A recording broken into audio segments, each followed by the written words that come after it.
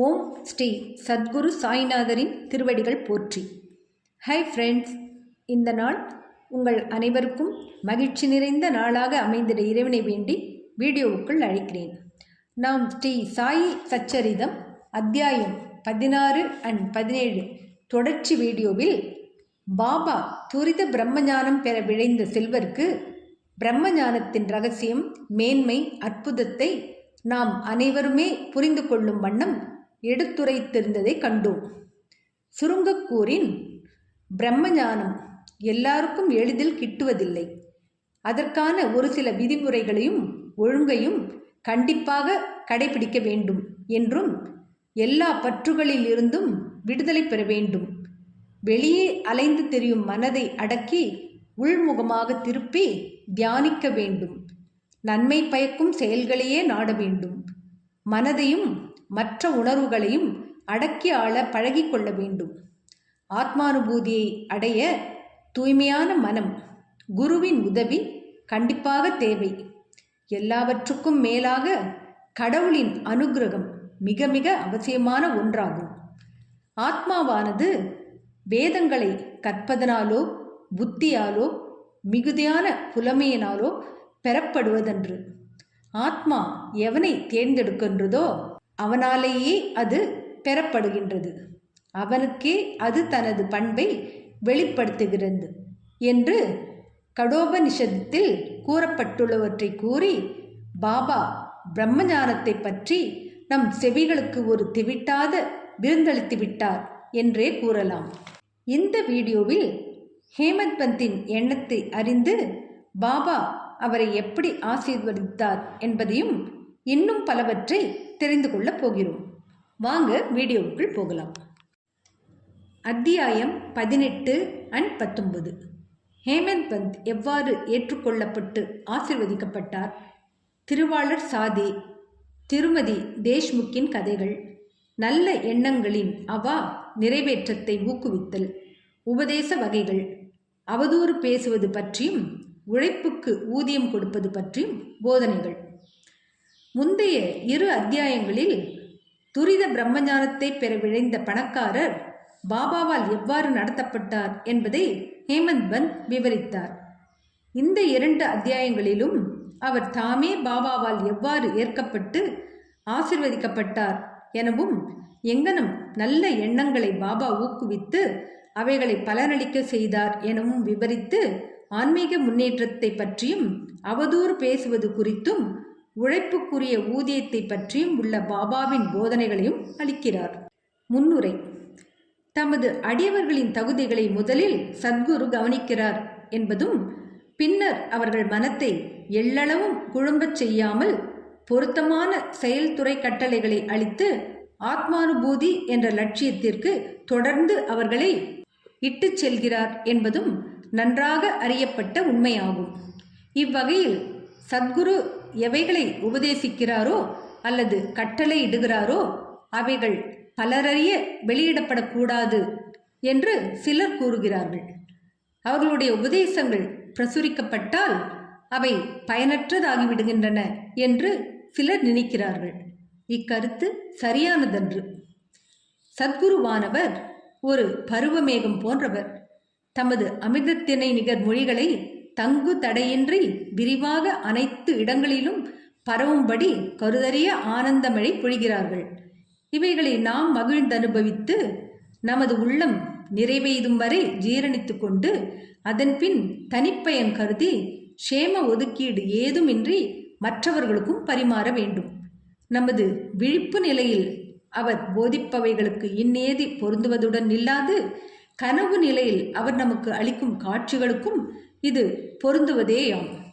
உதாரணத்துக்கு ஒரு நிகழ்ச்சியை கூறுமிடத்து புத கௌசிக ரிஷி தாம் கனவில் கண்டதான புகழ்பெற்ற ராமா ரக்ஷா சோஸ்திரத்தை ஸ்ரீராமரை புகழ்ந்து ரக்ஷனையை வேண்டி பாடப்பெறும் இரட்டை வரி செய்யுட்களால் ஆன ஸ்லோகம் பதிப்பித்தார். தனது குழந்தைகள் உடல் நலம் பெறுதற் பொருட்டாக கசப்பான ஆனால் ஆரோக்கியமான மருந்துகளை அவர்களின் தொண்டைக்குள் வலிந்து புகட்டும் பாசமுள்ள தாயை போன்றே சாய்பாபா தமது அடியார்களுக்கு ஆன்மீக செயல்துறை கட்டளைகளை தெரிவித்தார். அவரது முறைமை திரையிடப்பட்டதோ இரகசியமானதோ அல்ல, ஆனால் முற்றிலும் வெளிப்படையானவை. அவருடைய கட்டளைகளை பின்பற்றிய அடியவர்கள் தங்களின் குறிக்கோளை எய்தினார்கள். சாய்பாபாவை போன்ற சத்குருக்கள் நமது அறிவாற்றல் என்னும் கண்களை திறந்துவிட்டு ஆத்மாவின் தெய்வீக அழகுகளை நமக்கு புலப்படுத்துகிறார்கள். இது செய்யப்படும் போது புலனுணர்வு பொருட்களில் நமக்குள்ள ஆசை மறைந்து விடுகிறது. விவேகம், பகுத்துணர்தல், வைராகியம், பற்றறுத்தல் என்னும் இரட்டை கனிகள் நமது கைகளுக்கு கிட்டுகின்றன. ஞானம் என்பது தூக்கத்தில் கூட துளிர் விடுகின்றது. முனிவர்களின் சத்குரு தொடர்பை பெறும்போதும், அவர்களுக்கு சேவை செய்யும் போதும், அவர்களின் அன்பை பெறும்போதும் இவைகள் அனைத்தினையும் நாம் எய்துகிறோம். தமது அடியவர்களின் அவாக்களை பூர்த்தி செய்யும் ஆண்டவன் நமது உதவிக்கு வருகிறார். நமது தொல்லைகளையும் கஷ்டங்களையும் நீக்கி மகிழ்வெய்து செய்கிறார். ஆண்டவனாகவே கருதப்படும் சத்குருவின் உதவியே இம்முன்னேற்றத்திற்கு முழுவதுமான காரணமாகும். எனவே நாம் எப்போதும் சத்குருவையே பின்பற்றி இருந்து அவர் தம் கதைகளை செவிமடுத்து அவரின் பாதத்தில் வீழ்ந்து வணங்கி அவருக்கே சேவை செய்ய வேண்டும். இப்போது பிரதானமான கதைக்கு வருவோம். திருவாளர் சாதி. பல ஆண்டுகளுக்கு முன் பம்பாயின் கவர்னர் ரே பிரபுவால் அடக்கப்பட்ட கிராக்ஃபோர்ட் நடப்பாட்சியின் போது சிறிதளவு பிரசித்தி பெற்றிருந்த சாதே என்னும் பெருந்தகை ஒருவர் இருந்தார். அவர் வணிகத்தில் கடுமையான நஷ்டமடைந்தார். மற்றும் உள்ள பிரதிகூலமான சூழ்நிலைகளும் அவருக்கு பெரும் அளவு தொல்லையளித்து கவலையடையவும் உள்ளம் சோர்வுறவும் செய்தது. இருப்பு கொள்ளாமல் இருந்து கொண்டிருந்த அவர் வீட்டை விடுத்து தொலைதூரத்திற்கு வெளியேறி போய்விட எண்ணினார். பொதுவாக மனிதன் கடவுளை நினைப்பதில்லை. ஆனால் இடர்பாடுகளும் பேராபத்துக்களும் அவனை சூழும்போது அவன் ஆண்டவனை நோக்கி திரும்பி நிவாரணத்திற்காக வேண்டுகிறான். அவனுடைய தீய கர்மங்கள் யாவும் முடிவுற்றதென்றால் முனிவர் ஒருவரை அவன் சந்திக்கும் வாய்ப்பினை கடவுள் ஏற்பாடு செய்கிறார். அம்முனிவரும் அவனுக்கு நலமளிக்கக்கூடிய வழிமுறைகளை உபதேசிக்கிறார். சாதேவுக்கும் அத்தகைய அனுபவமே ஏற்பட்டது. தத்தம் தேவைகள் பூர்த்தி செய்யப்படவும் மனசாந்தியை அடைவதற்கும் ஏதுவாக சாய்பாபாவின் தரிசனத்தை பெற ஏராளமான மக்கள் திரளாக சென்று கொண்டிருக்கும் ஷீரடிக்கு போகும்படி அவருக்கு அவரது நண்பர்கள் அறிவுரை கூறினார்கள். அவருக்கு இக்கருத்து பிடித்திருந்தது. உடனே ஷீரடிக்கு 1917 வந்தார். பரபிரம்மமாகவும் சுயஞ்சோதியாகவும் களங்கமற்றதாயும் தூயதாகவும் உள்ள சாய்பாபாவின் ரூபத்தை கண்ணுற்று அவரது மனம் பதைப்பதைப்பை விடுத்து சாந்தமுற்றது. தமது முற்பிறவைகளில் ஏற்பட்ட நல்வினைகளின் குவியலே தம்மை பாபாவின் புனித திருவடிகளுக்கு கொணர்ந்தது என அவர் நினைத்தார். அவர் உறுதியான மனத்திற்பம் வாய்க்கப்பெற்ற மனிதர். உடனேயே அவர் குரு சரித்திரம், ஸ்ரீ தத்தாத்ரேயர் மற்றும் அவரது மறு அவதாரங்களான ஸ்ரீபாத ஸ்ரீ வல்லபர், ஸ்ரீ நரசிம்ம சரஸ்வதி ஆகியோரின் புனித சரித்திரம் பாராயணம் செய்ய தொடங்கினார். சப்தாகத்தில் 7 நாட்களில் பாராயணம் பூர்த்தியானதும் அன்று இரவு பாபா அவருக்கு ஒரு காட்சி அளித்தார். அது இவ்வாறானது. பாபா குரு சரித்திரத்தை தமது கரங்களில் வைத்துக்கொண்டு அதன் உட்பொருளை முன்னால் அமர்ந்து கவனத்துடன் கேட்டுக்கொண்டிருந்த சாதேவிற்கு விவரித்து கொண்டிருந்தார். அவர் விழித்தெழுந்து பின்னர் தமது கனவினை நினைவு கூர்ந்து மிகவும் மகிழ்ச்சி அடைந்தார். அறியாமையில் புரட்டை விடும் தம்மை போன்ற ஆத்மாக்களை பாபாவின் எல்லையற்ற கருணையை எழுப்பிவிட்டு குரு சரித்திர அமுதத்தினை சுவைக்கும்படி செய்கிறது என்று அவர் நினைத்தார். மறுநாள் காக்கா சாஹேப் தீக்ஷித்திடம் இக்காட்சியை பற்றி அவர் தெரிவித்து சாய்பாபாவிடம் அதன் பொருளை பற்றிய நுட்ப குறிப்பினை குறித்து கேட்கும்படி வேண்டிக் கொண்டார். அதாவது 1 வாரம் பாராயணம் செய்தது போதுமா அல்லது மீண்டும் ஆரம்பிக்க வேண்டுமா என்பதாக. காக்கா சாஹேப் தீக்ஷித்தும் தமக்கு கிடைத்த ஓர் உரிய சந்தர்ப்பத்தில் பாபாவை நோக்கி, தேவா, ஓ தெய்வமே, இந்த காட்சியால் சாதேவுக்கு எதனை குறிப்பிடுகிறீர்கள்? அவர் சப்தாகத்தை நிறுத்திவிடலாமா, தொடர வேண்டுமா? அவர் ஓர் எளிய அடியவர். அவரது அவா நிறைவேற்றப்படுதல் வேண்டும். அவருக்கு காட்சியின் பொருள் விளக்கப்பட்டு அவர் ஆசீர்வதிக்கப்பட வேண்டும் என கேட்டுக்கொண்டார். பாபாவும் அவர் மற்றுமொரு சப்தாகம் பாராயணம் செய்ய வேண்டும். அதை அவர் கவனமாக கற்பாராயின் அவர் தூயவராகி நன்மை பெறுவார். பரமாத்மாவும் மகிழ்வடைந்து இச்சம்சார வாழ்க்கையின் பந்தங்களினின்று அவரை விடுவிப்பார் என பதிலளித்தார்.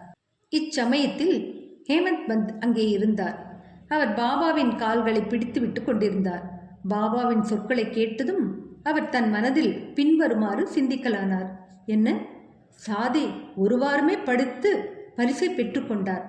40 ஆண்டுகளாக ஒரு பயனும் இன்றி நான் படித்து கொண்டிருக்கிறேன். இந்த இடத்தில் அவரது 7 நாள் வாசம் பலனளிக்க நேரிட்டு எனது 7 வருட வாசம் 1910 முதல் 1917 வரை பலன் ஏதும் இன்றி போகின்றது. தம் அறிவுரையால் என்னை ஆசீர்வதிக்க வேண்டும் எனவும் தமது அமுதத்தை என் மீது பொழிய வேண்டும் எனவும் கருணை மேகத்திற்காக பாபாவிற்காக காத்து கொண்டிருக்கும் சாதக பறவை போல எப்போதும் நான் காத்து கொண்டிருக்கிறேன். இந்த எண்ணம் அவர் மனதில் குறுக்கிட்ட அத்தருணமே பாபா அதனை அறிந்து கொண்டார். பாபா பக்தர்களின் எல்லா எண்ணங்களையும் படித்து புரிந்து கொண்டு தீய எண்ணங்களை கீழடக்கி நல்ல எண்ணங்களை ஊக்குவித்தார் என்பது அடியவர்களின் அனுபவமாகும்.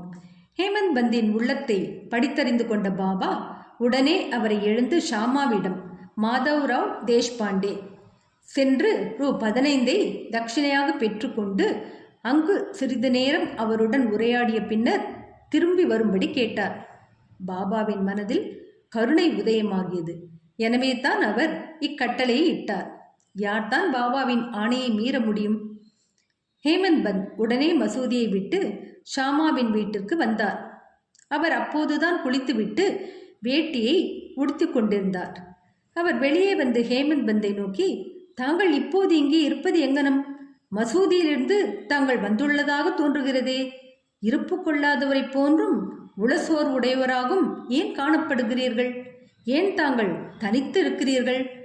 தயவுசெய்து அமர்ந்து சிறிது நேரம் இளைப்பாருங்கள். நான் எனது வழிபாட்டை உடனே முடித்துவிட்டு திரும்புகிறேன். அதுவரை வெற்றிலை பாக்கு போட்டுக்கொள்ளுங்கள். பின்னர் மகிழ்ச்சியுடன் உரையாடலாம் என்று கூறிவிட்டு உள்ளே சென்றார். ஹேமந்த் பந்த் முன் திண்ணையில் அமர்ந்திருந்தார். ஜன்னனில் நாத பாகவதம் என்ற பிரசித்தி பெற்ற மராத்தி நூலை அவர் கண்டார். பெரிய சமஸ்கிருத நூலான பாகவதத்தின் 11வது ஸ்கந்தத்தை பற்றிய ஏக்நாத் முனிவரின் விளக்க உரையாகும். சாய்பாபாவின் யோசனையின் பேரில் அல்லது சிபாரிசின் பேரில் திருவாளர்கள் பாபு சாஹேப் ஜோகும் காக்கா சாஹிப் தீக்ஷித்தும் ஷீரடியில் தினந்தோறும் பகவத்கீதையையும் கிருஷ்ணருக்கும் அவரது தோழரும் பக்தருமான அர்ஜுனனுக்கும் இடையே நிகழ்ந்த உரையாடலை அதன் மராத்திய விளக்க உரையான பாவார்த்த தீபிகா அல்லது ஞானேஸ்வரியுடன், நாத பாகவதத்தையும் கிருஷ்ணருக்கும் அவரது சேவகரும் பக்தருமான உத்தவருக்கும் இடையே நிகழ்ந்த உரையாடல் மற்றும் மற்றைய பெரிய நூலான ஏக்நாத்தின் பாவார்த்த ராமாயணத்தையும் படித்தார்கள். பாபாவிடம் அடியவர்கள் வந்து சில குறிப்பிட்ட கேள்விகளை கேட்டபோது சில சமயங்களில் அதில் ஒரு பகுதிக்கு விடையளித்துவிட்டு பாகவத தர்மத்தின் முக்கிய ஆராய்ச்சி கட்டுரைகளான மேற்குறிப்பிட்ட நூல்களை பாராயணம் செய்வதை சென்று கேட்கும்படி கூறுவார். அடியவர்கள் சென்று அவற்றை கேட்கும்போது தங்கள் வினாக்களுக்கு பூரண திருப்தியான பதில்களை பெறுவார்கள். நாத பாகவதம் என்ற நூலின் சில பகுதிகளை ஹேமந்த் பந்தும் படிப்பது வழக்கம்.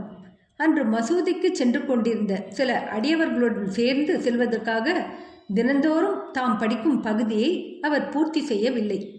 ஷாமாவின் ஜன்னலிலிருந்து அந்த புத்தகத்தினை எடுத்து தற்செயலாக அதை புரட்டிய போது அவரது ஆச்சரியத்திற்கேற்ப முடிக்கப்படாத பகுதி வந்தது. தமது நித்திய பாராயணத்தை பூர்த்தி செய்வதற்கு ஏதுவாக பாபா தன்னை வெகு அன்புடன் ஷாமாவின் வீட்டிற்கு அனுப்பியிருப்பதாக அவர் எண்ணினார். எனவே முடிக்கப்படாத பகுதியை படித்து பூர்த்தி செய்தார். இது முடிவடைந்த உடனேயே ஷாமா வழிபாட்டை முடித்துவிட்டு வந்தார். அவர்களிடையே பின்வரும் உரையாடல் நிகழ்ந்தது. ஹேமந்த் பந்த், பாபாவிடமிருந்து ஒரு தூது குறிப்புடன் நான் வந்துள்ளேன். தங்களிடமிருந்து தட்சிணையாக ரூ. 15 பெற்றுக்கொண்டு சிறிது நேரம் தங்களுடன் அமர்ந்து மகிழ்ச்சியாக உரையாடிவிட்டு பின்னர் தங்களுடன் மசூதிக்கு திரும்பும்படி என்னை அவர் கேட்டுக்கொண்டிருக்கிறார் என்றார்.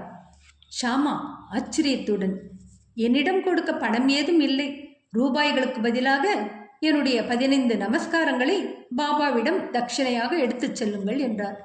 ஹேமந்த் பந்த், மிக நல்லது, தங்களுடைய வணக்கங்கள் ஏற்றுக்கொள்ளப்பட்டன. இப்போது நாம் சிறிது உரையாடுவோம். நமது பாவங்களை அழிக்கும் பாபாவின் சில கதைகளையும் லீலைகளையும் கூறுங்கள் என்றார். ஷாமா, அப்படியென்றால் சற்றே இங்கு அமருங்கள். இக்கடவுளின் பாபாவின் விளையாட்டு லீலைகள் வியக்கத்தக்கது. அது தங்களுக்கு முன்னமே தெரியும். நான் ஒரு கிராமத்து குடியானவன். ஆனால் தாங்களோ அறிவுடைய குடிமகன். தாங்களே இங்கு வந்துற்றது முதலாக சிறிது அதிகமாகவே லீலைகளை கண்டு கொண்டிருக்கிறீர்கள். அவற்றை எங்கனம் நான் தங்கள் முன் விவரிப்பேன். நன்று, இந்தாருங்கள் வெற்றிலை பாக்கு, சேர்த்து தாம்பூலம் போட்டுக்கொள்ளுங்கள். நான் உள்ளே சென்று உடுத்து கொண்டு வந்து விடுகிறேன் என்றார். சில நிமிடங்களில் ஷாமா வெளியே வந்து ஹேமந்த் பந்துடன் பேசத் தொடங்கினார். அவர் சொன்னார், இந்த ஆண்டவனின் பாபா லீலைகள் அறிந்து கொள்ள இயலாதவை. அவர் தம் லீலைகளுக்கு முடிவில்லை. யாரே அவற்றை கண்டுகொள்ள இயலும்? தமது லீலைகளினால் அவர் விளையாடுகிறார் என்றாலும் அவைகளுக்கு புறம்பாகவே, அதனால் பாதிக்கப்படாதவராகவே இருக்கிறார். நாகரீகமற்றவர்களாகிய நமக்கு என்னதான் தெரியும்? பாபா தாமே ஏன் கதைகளை சொல்லவில்லை? தங்களைப் போன்ற கற்றறிந்தோரே என் போன்ற அறிவியலிகளிடம் அவர் ஏன் அனுப்புகிறார்? அவர் தம் வழிகள் கருதுவதற்கு இயலாதவை. அவைகள் மனிதத்தன்மை வாய்ந்தவை அல்ல என்று மட்டுமே என்னால் கூற இயலும். இந்த முன்னுரையுடன் ஷாமா தொடர்ந்தார். இப்போது என் நினைவில் இருக்கும் ஒரு கதையை நான் தங்களுக்கு விவரிக்கிறேன். அதை நானே நேரடியாக அறிவேன். ஓர் பக்தன் எவ்வளவு தூரம் நெஞ்சுரம் கொண்டவனாகவும் தீர்மானம் உள்ளவனாகவும் இருக்கிறானோ அங்கனமே பாபாவின் உடனடியான பிரதிச்செயலும் இருக்கிறது. சில சமயங்களில் பாபா தமது பக்தர்களை தீவிரமாக சோதனைக்கு உட்படுத்தி பின்னர் அவர்களுக்கு உபதேசம், செயல்துறை கட்டளைகளை அளிக்கிறார். உபதேசம் என்ற வார்த்தையை கேட்டவுடனேயே ஹேமந்த் பந்திற்கு தனது மனதில் ஏதோ ஒரு மின்னலை போன்ற ஒளி பாய்ந்தது போன்றிருந்தது. அவர் உடனே சாதேவின் குரு சரித்திர பாராயண கதை நினைவு கூர்ந்து தமது பதைபதைப்பான மனதிற்கு அமைதி அளிக்கவே நிச்சயமாக பாபா தம்மை ஷாமாவிடம் அனுப்பி இருக்க வேண்டும் என்று எண்ணினார். என்றாலும் இந்த உணர்வை அடக்கி கட்டுப்படுத்தி கொண்டு ஷாமாவின் கதைகளை கேட்க தொடங்கினார். அவை அனைத்தும் பாபா தமது பக்தர்களிடம் எவ்வளவு அன்புடனும் பாசமுடனும் இருக்கிறார் என்பதை தெரிவிக்கின்றன. இவைகளையெல்லாம் கேட்ட ஹேமந்த் பந்த் ஒருவித மகிழ்ச்சியை எய்தலானார். பிறகு பின்வரும் கதையை ஷாமா கூறத் தொடங்கினார். ஷாமா அப்படி என்ன கதையை ஹேமந்த் பந்துக்கு கூறியிருப்பார்? தெரிந்து கொள்ள ஆவலாக இருக்கிறது அல்லவா? அடுத்த வீடியோவில் காண்போம். என்ன ஃப்ரெண்ட்ஸ், இந்த வீடியோ பிடிச்சிருந்தால் லைக் பண்ணுங்கள், ஷேர் பண்ணுங்கள், சேனலை சப்ஸ்கிரைப் பண்ணுங்கள். எனக்கு இதுவரை சப்ஸ்கிரைப் பண்ணியுள்ள அனைவருக்கும் என்னுடைய மனமார்ந்த நன்றிகள். மீண்டும் அடுத்த வீடியோவில் சந்திக்கும் வரை உங்கள் அனைவருக்கும் நன்றி கூறி விடைபெறுகிறேன். வணக்கம்.